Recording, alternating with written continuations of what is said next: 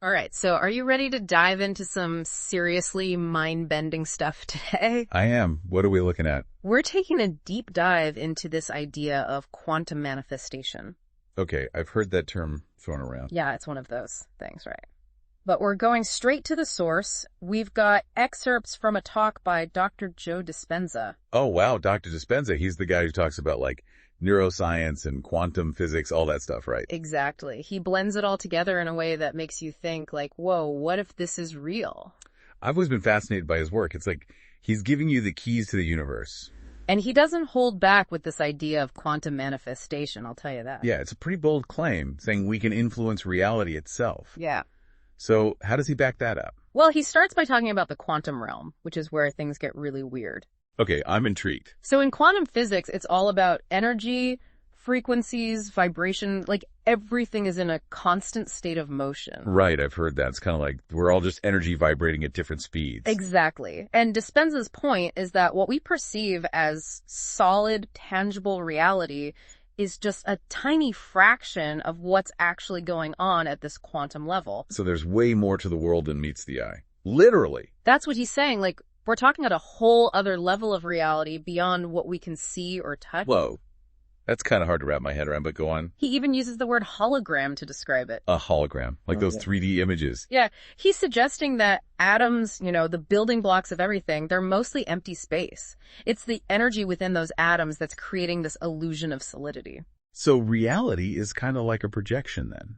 That's the idea he's putting forward. Okay, now my mind is officially blown. And this is just the tip of the iceberg. So how does he connect all of this, like this quantum stuff, to our thoughts and what we experience in our lives? I mean, how do we get from point A to point B? That's where it gets really interesting, and we'll talk about that next time. So last time we were talking about this whole hologram idea, right? Like, what if reality isn't as solid as we think it is? Right. It's like what we see is just a tiny part of the whole picture. Exactly. And Dispenza takes this even further. He says that by shifting our attention, our energy, we can actually tap into this quantum field and influence things. Okay, so it's not just about observing this quantum reality. It's about interacting with it. That's what he's saying. He believes we have way more power than we realize. But how? I mean, how do we actually do that? Where do we even begin? Well, he starts by talking about how our brains work, like how they process information. And get this, he says, our brains can't always tell the difference between what we vividly imagine and what we actually experience. Wait, really? Yeah. Like he talks about research showing that when you vividly imagine yourself doing something, like playing the piano or giving a speech, the same neural pathways in your brain light up as if you were actually doing it. Wow, so our brains are basically fooled into thinking it's real. That's the idea. And this is where it gets really interesting for manifestation, because Dispenza's point is, if we consistently focus on a desired outcome, if we really feel those emotions as if it's already happened, we're essentially rewiring our brains to make it our reality. So it's like we're training our brains to expect that outcome, to believe it's possible. Exactly. He calls it changing your energy. By shifting your thoughts, your feelings, your beliefs, you align yourself with a different energetic state, one that's in harmony with what you want to create. So it's not just about thinking positive thoughts. It's about embodying those feelings. Yeah. Really feeling them in your body. Exactly. He's got this great story about a patient who used this technique to overcome a huge fear of public speaking. The patient would vividly imagine themselves giving this amazing presentation, feeling confident, feeling the connection with the audience. And they practiced embodying those feelings every single day. And guess what? What happened? When they actually had to give the presentation, their brain and body responded as if they were already used to it. No more fear. They totally nailed it. That's amazing. So they basically rewired their brain to associate public speaking with positive feelings instead of fear. Exactly. But let's say you've got this clear vision, you're feeling good, you're aligned with what you want to create.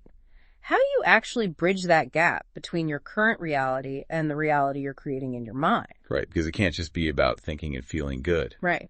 There's got to be more to it. Exactly. That's where action comes in. Dispenza's big on this. He says it's not enough to just think and feel. You have to act in alignment with that desired reality. So no more sitting around waiting for things to magically appear. Nope. It's about putting in the work, but from a place of alignment, Because it's not just about wishing and hoping. It's about taking inspired action. Exactly. He uses this analogy of planting a seed. You plant the seed with your thoughts and emotions, but you need to nurture it with aligned action for it to grow. I like that. So if you're visualizing yourself winning a Grammy, that's great, but you also need to be writing those songs, practicing your music. Exactly. Create that feedback loop, right? Yeah. When you take action from a place of belief, of expectation, you're reinforcing those neural pathways, making that desired outcome even more likely to happen. So it's like sending a stronger, clearer signal to the universe that this is what you're calling it. That's the idea. But there's a catch. Dispenza talks about this thing he calls the vortex of the known, which can really trip us up. The vortex of the known. That sounds kind of intense. What is that exactly? It's like this trap of our own past experiences, our limiting beliefs, our fears, all that stuff we carry around. It's so easy to get stuck in that cycle, repeating the same patterns, attracting the same old things, even if they don't serve us anymore. So we're basically our own worst enemies sometimes. In a way, yeah. We have all this subconscious programming running the show, and it can totally sabotage our efforts if we're not aware of it. So we've been talking about all of this manifestation stuff, and it can get kind of, I don't know, kind of materialistic. Like, is it all about just attracting money and success and stuff? Yeah, I know what you mean. It can seem that way, but Dispenza actually talks about a much broader view of manifestation. Oh, okay. So it's more than that. It's way more than that. He's all about abundance, but he sees it as this holistic thing encompassing all areas of life. Like, yeah, there's material wealth, but also love, health, purpose, creativity, connection. Okay, so it's not just about having a mansion and a fancy car. Right. It's about becoming a more fully realized version of yourself, like stepping into your full potential. And then he says, naturally, you start attracting experiences and relationships that match that elevated state of being. So instead of chasing after specific things, we're kind of shifting our energy to attract what's truly meant for us. Exactly. He talks about it like raising your vibration. And as you do that, the universe kind of matches your energy, like attracts. Right. I've heard that before.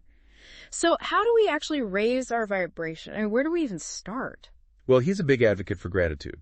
Dispenza says that feeling genuinely grateful for what we already have, it amps up our positive energy and puts us in this frequency of abundance. Gratitude is huge. I mean, it's so easy to get caught up in wanting more, always looking ahead to that next thing. But when you just stop and appreciate what you've got, it changes things. It totally does. And, what I love about gratitude is that anyone can do it. Like right now, you can probably find at least one thing you're grateful for. Doesn't have to be anything big or fancy. It's true. It can be something as simple as like, I don't know, a good cup of coffee in the morning or something. Exactly. The little things matter. And over time, those little moments of gratitude, they add up. They shift your energy. They make you more magnetic to even more good stuff. I love that. Well, we've covered a lot in this deep dive. I mean, we've gone from like quantum physics to meditation to gratitude. It's been a journey. But for someone listening who's just starting to explore all this stuff, what would you say is like the most important takeaway? That's a good question. I think the most important thing to remember is just how powerful your own mind is. I mean, even if you don't buy into all the quantum physics stuff, Dispenza's message about the power of our thoughts, the importance of our feelings, the impact of our actions, that's all really empowering stuff, right? And you can start applying those principles today. Start small, be consistent, and see what happens. Exactly. It's all about self-discovery. It's a journey. And sometimes the most exciting discoveries are the ones we make about ourselves. And hey, maybe we'll even surprise ourselves with what we're capable of manifesting along the way. That's something to think about, right? Well, that's it for our deep dive on quantum manifestation. Thanks for exploring these wild ideas with us. And until next time, keep those minds open and who knows what you might create.